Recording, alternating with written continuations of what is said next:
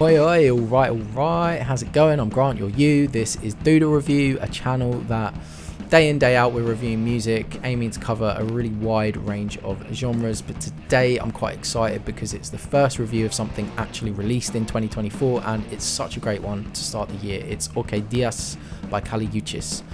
I'm just going to say this up front, please forgive my pronunciation on the song titles. I really try, but I know I might mess up, so just accept my apology, please, and don't laugh too hard. Let's get into it. So, I've made no secret of my love for Uchis in the past. I think the Colombian-American singer and artist truly offers something unique within the mainstream.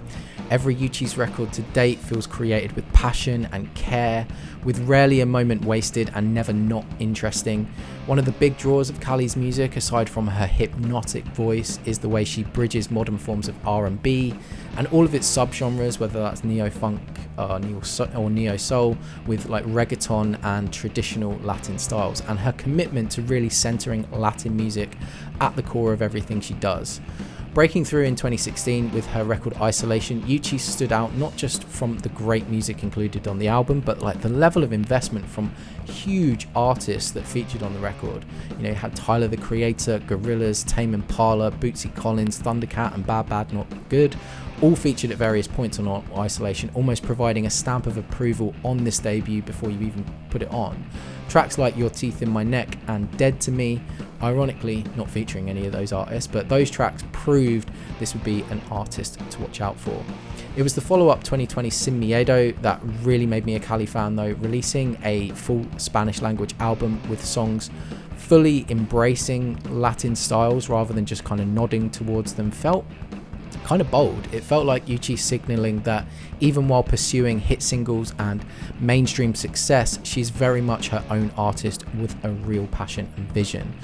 Of course, the Latin music market is massive and stylistically expansive, with the popularity of Latinx artists only growing year on year among mainstream US listeners and in turn listeners across Western Europe. So I'm not mentioning this decision to produce a fully Spanish album as if it's some crazy niche left turn, more simply recognizing that it takes a driven, like visionary artist to, on your second album no less, kind of decide to just introduce the pop or R&B audience you've just built up to a completely new world. That choice alone, I think, demands respect, and even better still, proving Cali's talent. Sin Miedo was a success, growing her audience through big, uncompromising hits and producing another great album. Her follow-up to Sin Miedo, last year's Red Moon in Venus, saw a return to the English-centric US chart-ready blend of pop and R&B we heard on the debut. But once again, and this time maybe even more so after the success of Sin Miedo, Cali returned to this mainstream without ever feeling like she'd left any of her personality behind, like leaving Sin Miedo behind. And so the resulting album was one of my favourites of last year, ranked 16 in my top 50 in fact. I don't follow Cali news as much as I clearly should, because although her plans for a fast follow-up were, I think, well known, I just had no idea. And so starting 2024 with ORQUÍDEAS has been a fantastic surprise, possibly even delivering one of the year's best before the first month is even out. Much like Sin Miedo, ORQUÍDEAS sees Cali delving back into predominantly Latin forms of music with a full Spanish-speaking record, and the results, I think, are even stronger than Sin Miedo. Latin music, of course, is not a genre in and of itself. Much like the lazy and kind of derogatory world music classification, Latin is a label that is sometimes used carelessly to describe music that simply does not fit within a Anglo-centric view of the world. So when we talk about ORQUÍDEAS in relation to genre, similar to all Uchis albums, it's not as simple as just offering a one-word description. The album truly features multiple genres. Some of them are deeply traditional Latin styles, others are more modern representations of the culture, and many are fusions with styles like R&B and pop. That's what makes this record so damn good. The common genre pulling most of the tracklist together, though not exclusively, is reggaeton. It's a style that is becoming more pervasive in pop music across the world, but proving the diversity of this track list, even this one style has multiple aspects represented on ORQUÍDEAS. The rhythmic approach of reggaeton is fused with a modern R&B sound on Mi Pongo Loca and Diosa, while later in the album we have Muñequita, which has a huge outdoor street party sound via its old school 90s-esque turntable triggered horns. No Hele Parte Dos later in the album then gives us a modern spin on reggaeton with a heavy club track using digital production, processed vocals and huge synths. Looking to different styles now, Pensamientos Intrusivos offers straight up pop with its pronounced clappy snare and bright chorus, while Heladito towards the end of the record drops a classic soul R&B feel that, and I know this is an easy comparison and one that I think Uchis has shrugged off a few times, but to me evokes a touch of Amy Winehouse. I know there are many women over the years to take on that soul sound, but Amy genuinely feels like the most kind of relevant modern touchstone here. I think my favourite track, although it has tough competition from even the opener, Como Esi, my favourite might be Igual que un Ángel.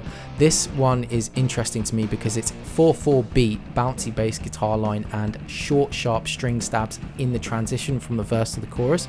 It really evokes a kind of disco or funky house vibe. However, even when the song is in a solid 4/4 beat, the hi-hat is very subtly kind of accenting a kind of reggaeton feel, keeping the soul of this Latin themed album even on the tracks that are quite far away from that style. Among all of these 2024 ready genre fusions though are some really impressive traditional Latin pieces. Te Mata, coming at the midway point in this album, hits us with some beautifully romantic bolero where we get dazzling Spanish guitar, gorgeous strings and a chance for Uchis to really showcase the power of her voice. The album closes with Dame Beso Muévete, a high energy track that captures the Latin genre of merengue, but again, more than just paying homage to this style, Uchis chooses to innovate. The song starts at first with a modern production style, very precise, very crisp with digital beats, but switches things up halfway through into a fully traditional track with accordions, horns and guitar gloriously picking up tempo until we finish the record. From a vision and pacing point of view, ORQUÍDEAS is an absolute triumph. My only critiques on the record are occasionally that Uchis feels like she's leaving something on the table, hooks on the table even. I really feel like both Pensamientos Intrusivos and No Hele Parte Dos have little teasers of massive hooks that could have gone even harder to make these tracks epic, but don't. And I'm sure it's a stylistic choice, but when I hear it, I can't stop myself yearning for Cali to just go for it. That no matter what we do, no matter what we say on No Hele Parte Dos could be huge. I swear, if given more space and more presence, perhaps there'll be a remix. Maybe there already is, I don't know. Additionally, there is also a slight mid-album lull with Young, Rich and in Love and Tu Corazón Es Mío having some cool production but not really hitting from a songwriting perspective. Overall though, Cali is 4 for 4 in my eyes now. This is another absolutely incredible record. I'm feeling an 8.2. I think I actually did alright with the pronunciation. That wasn't a pick me comment at the front when I was practicing. It was absolutely terrible. But anyway, enough chatting faff from me. Where do you stand on this album? If this is your first time watching, check out some of the other reviews linked in the description from artists I think you'll like, and subscribe. Stick around, we got loads more to come. Subscribe, share some thoughts, show some love, or just help some abuse in the comments, and I'll see you in the next video. Cheers mate, bye.